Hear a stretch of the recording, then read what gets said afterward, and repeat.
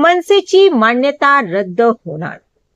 विधानसभा निवडणुकीतील दारुण पराभवानंतर आयोगाच्या निकषांची टांगती तलवार आता राज ठाकरेंच्या महाराष्ट्र नवनिर्माण सेनेच्या यंदाच्या विधानसभा निवडणुकीत एकही आमदार निवडून न आल्याने लटकलेली आहे.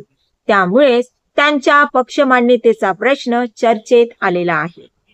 का रद्द होऊ शकते मनसेची मान्यता? मान्यता रद्द झाली तर पुढे काय होईल? विधानसभा निवडणुकीत मनसेची कामगिरी कशी राहिली? भाजपनं आम्हाला एकटं पाडलं असं मनसे नेते प्रकाश महाजन का म्हणाले, ते सर्व जाणून घेऊया या व्हिडिओतून. यंदाच्या विधानसभा निवडणुकीनंतर महाराष्ट्रात राजकीय सत्ता समीकरणं वेगळ्या पद्धतीने बदलू लागली आहेत. सर्वच अंदाज पोल ठरवत महायुतीनं जोरदार मुसंडी मारली आहे. महाराष्ट्रात महायुतीला 235 जागा मिळालेल्या असून एकट्या भाजपला 132 जागांवर विजय मिळाला आहे. त्यामुळे महायुतीचं सरकार येणार हे स्पष्ट झालं असून महाविकास आघाडीची अवघ्या 49 जागांवर मोठी पिछाड झाली आहे. या पार्श्वभूमीवर आता महाराष्ट्र नवनिर्माण सेनेच्या भवितव्याबाबत मोठं प्रश्नचिन्ह निर्माण झालं आहे. मनसेची मान्यताच रद्द होण्याची शक्यता असून त्या संदर्भातल्या निकषांवर विधिमंडळाचे माजी प्रधान सचिव अनंत कळसे यांनी भाष्य केलेलं आहे. का रद्द होऊ शकते मनसेची मान्यता?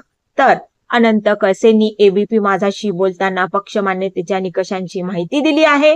तसेच या निकषांमध्ये मनसे पक्षाची विधानसभा निवडणुकीतील कामगिरी बसत नसल्याचं सांगत त्यांना आयोग नोटीस पाठवू शकतो असेही ते म्हणालेले आहे. एखाद्या पक्षाला मान्यता टिकवायची असेल तर त्याला निवडणूक आयोगाचे काही निकष पूर्ण करावे लागतात. त्यानुसार त्या पक्षाला एकूण 8% मतदान आणि 1 जागा किंवा 2 जागा आणि 6% मतदान किंवा 3 जागा आणि 3% मतदान यापैकी एक निकष त्या पक्षानं पूर्ण करणं आवश्यक आहे. महाराष्ट्रात अंदाजे 9.5 कोटी मतदार आहेत. आपण 6 कोटी लोकांनी प्रत्यक्ष मतदान केलं असं मानलं तरी मला वाटत नाही की मनसेनं हा निकष पूर्ण केलेला आहे असंही कळसे म्हणाले. त्यानंतरच मनसेची मान्यता रद्द होणार का अशी चर्चा सुरू झाली. मनसेची एकही जागा आलेली नाही आणि 48 लाख मतं मनसेला निश्चितच मिळालेली नाहीत. ही तपासणी करून आयोग मनसेला नोटीस देईल आणि आपल्या पक्षाची मान्यता का काढण्यात येऊ नये हे मनसेला विचारलं जाईल. निकषात न बसल्यास मनसेची मान्यता काढलं जाईल असंही कळसे म्हणाले.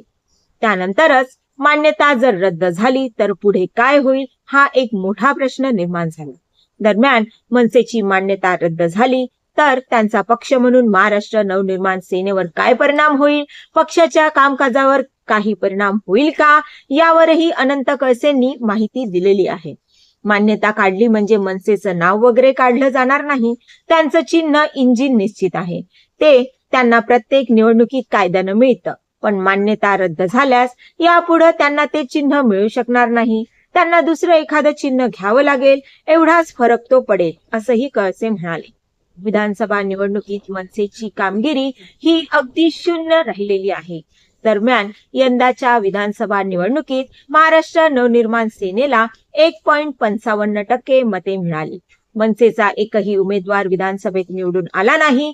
त्यामुळे मनसेच्या मान्यतेची जोरदार चर्चा आता सुरू झालेली आहे. मनसेच्या 26 उमेदवारांना 1000हून कमी मते मिळालेली आहेत. 1 ते 2,000 मतं मिळवणारे तब्बल 25 उमेदवार आहेत, तर 2 ते 3,000 मतं मिळवणारे 16 उमेदवार असून 3 ते 4,000 मतं मिळवणारे 5 उमेदवार आहेत. 4 ते 5,000 मतं मिळवणारे 6 उमेदवार असून 5 ते 10,000 मतं मिळवणारे 18 उमेदवार आहेत. 10 ते 20,000 मतं मिळवणारे 15 उमेदवार, 20 ते 15,000 मतं मिळवणारे 13 उमेदवार व 50,000वर मत मिळवणारा फक्त एकच उमेदवार मनसेचा पुढे आलेला आहे. भाजपनं आम्हाला एकटं पाडलं असं जरी प्रकाश महाजन यांनी म्हटलेलं असलं तरीही दरम्यान भाजपनं पक्षाला एकटं पाडल्याची प्रतिक्रिया मनसे नेते प्रकाश महाजन यांच्याकडून व्यक्त करण्यात आली. मनसे नेते प्रकाश महाजन यांनी या संदर्भात प्रतिक्रिया दिली आहे. आशिष शेलार व फडणवीसांनी जाहीरपणे अमित ठाकरेंना पाठिंबा देण्याचं वक्तव्य केलं होतं.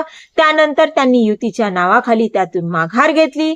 त्यांनी दिलेला शब्द पाळला नाही. भाजपनं एकटं पाडलं असंही ते म्हणाले. आता मनसेची मान्यता रद्द होणार का?